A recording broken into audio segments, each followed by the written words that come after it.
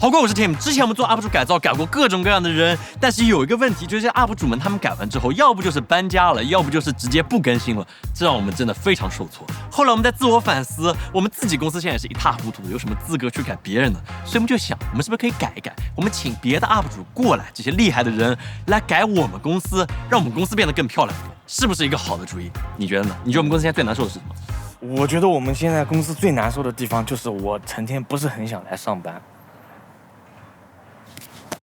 所以这次我们请来的 UP 主非常有名头，他们有着300人的团队，比我们公司还要大3倍的体量。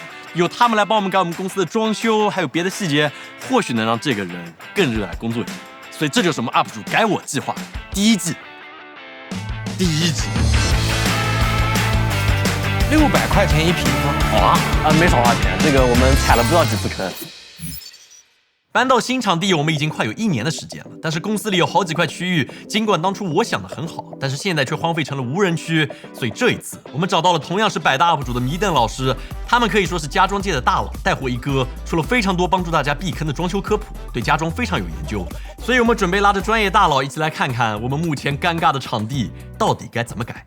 所以浩哥，这边就是我们大名鼎鼎的健身房。确实啊，我一看这个设备就直接被镇住了。使用频次很高吧？大家都在用嘛。是的，到今天为止，应该是我们公司100个人里面有一位李思维的商务妹妹，会每天中午下来准时在这个上面走4圈，然后人就消失了。人迹罕至。就是曾经我对这边抱有美好的幻想，有很多宏大的期望，以为公司每个人都可以练的就是超壮，就是下了班之后大家都在下了班大家都在这样。但是到今天为止，我没有见到这个现象。就设备很好，你看这个设备大有来头。这个设备是这样的，我在闲鱼上卖我的自行车，然后有一个老哥说，兄弟，我有一套健身器材，价值10几万，是我从波兰搞过来的，你把你的自行车给我，我把健身器材送给你，然后就把自行车给他了，我那自行车可以卖5、6万块钱，然后换回来一个。这个我感觉正常要购买一个偏大牌一点的，也就1、2万块钱啊。既然这个健身房已经没戏了，我们就在想有什么办法能够把这边做成一个大家爱去的地方。我们想了半天，觉得可能还是休闲，就大家躺躺，然后打打游戏什么比较好。那我们要不要把这个地方改成一个休闲放松的一个区域啊？这也是你能帮我们改的吗？这个是完全没问题的。有一个搞装修的 UP 邻居真的太牛了。除了健身房，公司里面我们还有好几个设计不当而导致彻底落灰的地方。这是我们公司目前最烂的地方，就是完全不明所以的一片垃圾场。就原来这边我们设计是一个很漂亮的展厅，能够来展示产品，后面发现就也没人来看，然后我们就想这个地方能不能把它重新构造一下。然后我们公司收集了所有大家的想法和意见之后，现在最多的就是没有地方午睡。那要不就把这地方改成一个午睡的休息区。我正好有一个做床垫的专业的品牌朋友叫蓝盒子，要不要介绍你们认识一下，来看一看能不能出一个比较好的方案？那太好了啊！我们尽全力，一拍即合，一拍即可。这次改造，我们希望能够增加同事们的休闲娱乐，还有好好睡午觉的地方。和迷瞪老师讨论之后，我们就确定了3个改造区域：1楼健身房改造成一个休闲和娱乐的区域；2楼展示柜和3楼的闲置杂物间则会被改造成午睡的地方。那除此之外，几个区域的细节设计，我们几乎做了甩手掌柜，由迷瞪和蓝盒子的小伙伴们全权负责。到底这里会变成什么样？我和你一样都很好奇，所以我们干脆让参与设计的小伙伴来先分享一下他们设计的思路，还有具体的细节。哈喽，大家好，我是设计师白杨。然后这次我负责的呢是健身房这个区域的改造。这次是他们公司员工休息的一个区域，所以我想尽可能的把大家的需求都揉进去。所以我们做了一个下沉式的客厅，还有一个棋牌室，还有一个卡牌区。然后拆了顶之后呢，我们发现顶上的空间还有可以加高的作用，所以我们还做了一个小2层。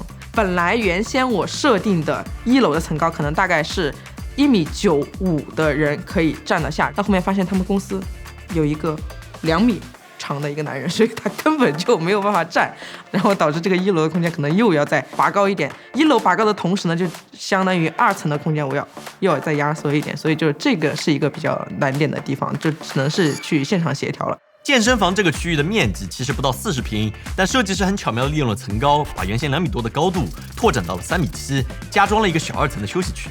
但让人头大的一点就是，这里有一面墙是没有承重功能的轻质墙，这就意味着我们加装的钢结构需要不断的加固，前后花了16天才把这些钢架都给搭好。那与此同时，2楼和3楼的几个空间则交给了蓝盒子来规划午睡区域。只能说蓝盒子不愧是一家研究睡眠的公司，他们一上来就给我们公司员工先发了一套问卷，先调研了我们员工的午睡需求，真的还是挺五花八门的。在一开始接到需求之后呢，我们就调查了影视飓风小伙伴们的午睡需求，结果发现有人说想睡在同事的怀里，还有人说想睡在棺材里，这还挺让人意外的。不过呢，大部分小伙伴的需求还是非常正经的。于是我们结合大家提出最多的几个需求，规划了深睡区和浅睡区。在中庭区域，我们敲掉了闲置的展示柜，把它换成了私密性更好的深睡房间，方便想要多睡一会儿或者是睡眠质量不大好的小伙伴。而在3楼2个被闲置的房间，它的吊顶角度真的很刁钻，于是我们调整了吊顶，把电动床放了进去，让想要小睡一会儿或者是可以躺着办公的小伙伴可以进去休息一下。午睡区域的面积其实不是很大，像2楼展示柜这里，因为需要保证过道的宽度，留给午睡区的面积也就10几平米。3楼的2个房间面积虽然大一点，但是有个斜顶，不那么方便站立和活动。但幸好这边阳光还不错，改成大家平时躺下来睡午觉的地方，还是非常舒服的。终于经过了1个多月的时间，我们的硬装部分基本上完成了。迷瞪老师还拉着4维去现场进行了一波验收。这好神奇啊！就每个人有这样一片地方，相当于是每一块板子上面其实它都是有自己的出厂的2维码的，每个板子用在什么地方，工人施工的时候就能一目了然。就可以溯源。我现在老师可以给这个地方一个特写。那基本上用这个板子的话，你们后期应该就不用散味了，就直接可以装好就可以入住了。确实一点味道都没有。在迷瞪团队的把控之下，我们的改造稳步推进。除此之外，他更是大手一挥，直接从自己展馆里面给我们搬来了新的沙发。考虑到投入使用之后，整个空间的整洁度的保持，迷瞪老师还设计了很多的小心思。还有最厉害的一点，就是为了让大家能够更安全和健康的使用这些区域，我们这次用的都是环保等级最高的板材。等到所有的软装都布置完毕，过去这些让人尴尬的场地已经焕然一新。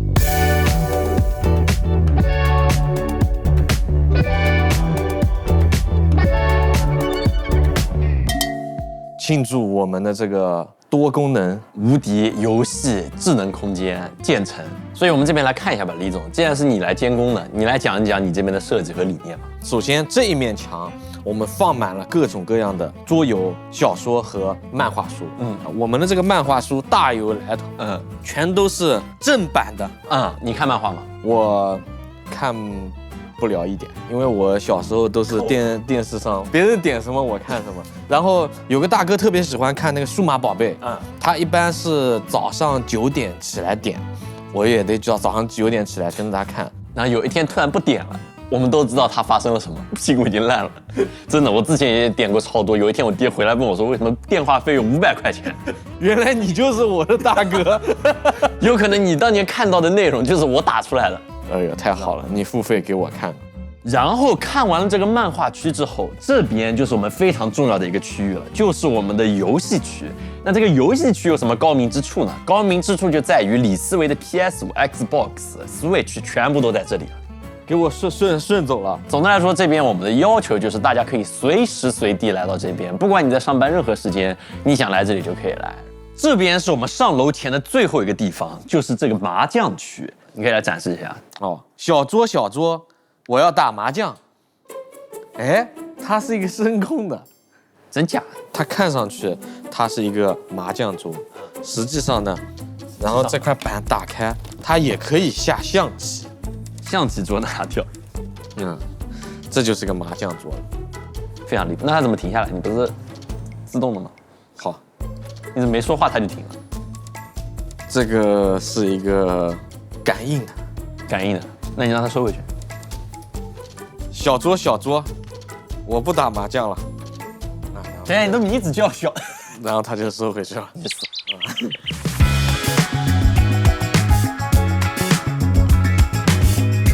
但是楼上这里它虽然不是很高，有一点逼仄，但是就是一个很休闲的空间，就是一个大家的 cozy 空间，就在这儿，非常漂亮。你看，我们可以这边像个战壕一样，这里是不是像个战壕一样？就可以。你看这边有人监控，就假如我来了，然后他们可以汇报，你可以来模拟一下。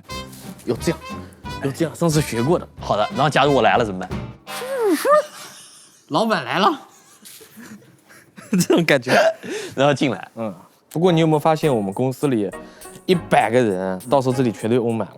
为了以防这种情况，我们还做了更多的让大家休息、让大家来睡的地方。确实，但是那些休息的地方会更加 pro 一点，会比这边，我们可以来看一看。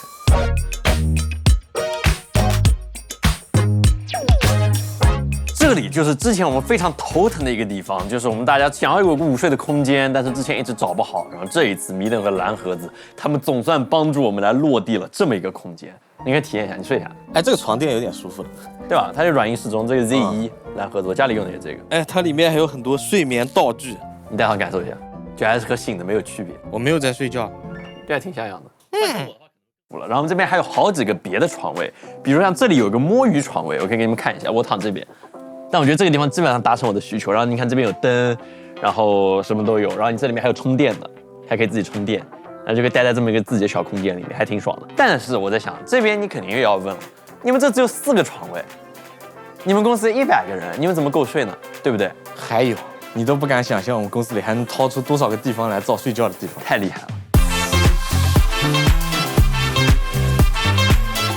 我们在3楼的2个房间里面还增加了7个床位，每个房间都配置了空调、床上4件套，还有一次性的睡袋，尽量让大家睡得干净和舒服一点。公司小伙伴也协商着分好了男生区和女生区，保证卫生，并且有些私密性。这边就是我们的另外几个床位空间。我们这边这个床垫和之前又不一样了，它是一个电动床垫，是蓝盒子他们做的，然后有一个遥控器，很带劲，你可以给我体验一下。哦，这个是那个它的零重力模式，就你看。这样可以把你腿抬起来，这样你整体感觉是你整个人飘起来的哦。然后呢，比如说你再按另外一个模式，还有个 TV 模式，把你撑起来的这么一个模式。正常是看电视的，它这个电视模式。但是你看，其实这样的话，你就可以在这边笔记本电脑、笔记本电脑放在这儿，然后怎么就挺舒服的，你可以在这干活。然后它还有别的很多模式，你可以自由的来调节。这个比我家里也舒服。你看，这每个地方都比你家里舒服。他们这边还给我们贴了好几个贴纸，就是你必须要给大家有个正确的引导，告诉大家怎么睡，有个睡眠文化。对，我觉得他们这公司挺离谱的，花了大量的时间在研究上班怎么睡觉。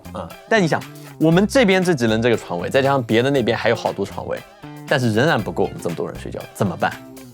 没事，我开发了一套特别的方案，我们可以去研究一下。刚才我们看的是蓝盒子那些比较先进，他们那些旗舰厉害的产品，然后我们还是要解决就是让大多数人都能睡上觉这个问题这一点上，李思维和蓝盒子的这个文轩老师他们研究出了一个方案，这个方案反正我是没有见过，你们来介绍一下吧。这个大家第一眼看上去啊，我知道你们想说什么，但是呢，别说，好吧，我们先来体验一下。对，它虽然看起来挺鬼畜的，对，但其实大家需要的功能我们都满足了。你作为一个产品经理的角度上来讲，你怎么样进入它？这个有一点不太优雅了吧？其实也还行吧。我们可以看到，它是一个便捷开关的这么一个结构。等一下，这样那我屁股不就出来了？你先模拟一下躺在里面是什么感觉。好，你闭眼呀，睡觉怎么睁着眼睛的？当然，也有很多朋友考虑到了，我在工作的时间午睡，那比如说大家有一些事情要找我怎么办呢？我想到了，这样我们把这个放在这个位置，大家一走过来就知道 Tim 在里面睡觉了。那比如说我有事情要找他，但是又不能打扰到他，我怎么办呢？这一点我们也很贴心的想到了，比如说我想跟 Tim 说2点开会，然后现在午休时间结束了啊，1点半了，对吧？这个 Tim 也该醒来了，来了，你就可以看到说啊，有人给你留了个言哦，感觉像转身了一样啊，因为睡得非常好，把这个光给你遮得很好了。就是不得不说，这个床垫其实真的还挺舒服的。就展开来，它是这么一个东西。实话实说，这是你们自己本身有的一个产品改制的，对，是我们本身有的一个小蓝垫产品，而且我们把它做成了3折的一个设计。这样，如果说大家想要在一些边角去做休息的话，你可以直接这样拎着走。哇，这个太好了，太好了！用户说好才用户说好才好。来，姚世睡，你想怎么睡怎么睡。好，2号，请进。好，大家睡法都不。钩子，哦，喜欢半截在外面，半截在外面的睡法，这个也是一种睡法，也是一种睡法，就是这样对外面会有时刻的这个机警性，就我一来，它可以缩进去，对，和甲鱼一样。你觉得怎么样？有一种很私密的感觉，可能这个感觉只有你自己会有。你要趁着他们还醒着，赶紧跟他们说话，因为太舒服了，很可能你看他们已经都睡着了。这个大白天看只有腿露在外面，真的有点吓人。虽然我们准备了这么多可以供大家休息的地方，但其实大家还会顾虑，如果老板在公司，我会不会不敢睡觉，或者说看到我们睡觉会不会觉得我在摸鱼怠工？所以我们准备了这样的一个睡眠宣言。大家工作干完想睡就睡，有事我会喊你们，没事我会安静如鸡，我是自愿的承诺人，谭天红。好，这叫睡得好才能好好工作。虽然这次改造公司敲敲打打了2个多月才完成，但是公司里面原本人迹罕至的地方，现在大家都愿意去，这种感觉还是很爽。所以这就是我们这期改我计划的全部内容了，不知道各位觉得怎么样？我们这个睡眠空间，非常感谢迷瞪老师能够帮我们落地，你们的团队真的非常厉害，谢谢。那也非常感谢蓝盒子对我们的支持，给我们加上了所有的床垫，让我们睡得更加舒服一些。各位有兴趣的话，可以去关注一下迷瞪老师的账号，他们有很多知识分享，还有蓝盒子那边有很多产品相关的内容，可以去看一下。如果各位有什么更多想看的、想我们去改的东西，整个公司里面任何东西都可以，欢迎在弹幕或者评论区告诉我们，那我们下期也许可以改出来。换老板，600块钱1平方啊，水磨石嘛。他跟你说是水磨石吗？当时老哥跟我说，我给你用的是好的水磨石，不是水磨石砖，所以贵。哦，那可能是我们理解上有点偏差。